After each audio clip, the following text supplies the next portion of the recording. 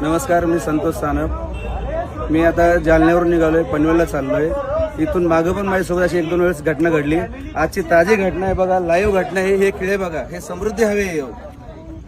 1 तास झाले पोलिसवाल्यांना फोन करतोय. समोरच्या गाडीचे 4 टायर पंक्चर झालेत. पोलीसची मदत अजिबात होत नाही या रोडवरती. इथून मागं पण 2 वेळा, आता पण फॅमिली सोबत आहे. हे बघा, पूर्ण रस्ता जाम झाला. हे बघा, पोलीस इथे उभे. अजिबात आता आलेत पोलीस. हे खेळ दाखव, सगळे दाखव खेळ.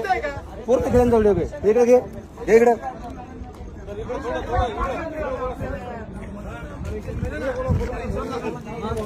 भाऊ, इथून मागून माझ्यासोबत अशा घटना 2 वेळा झाल्यात.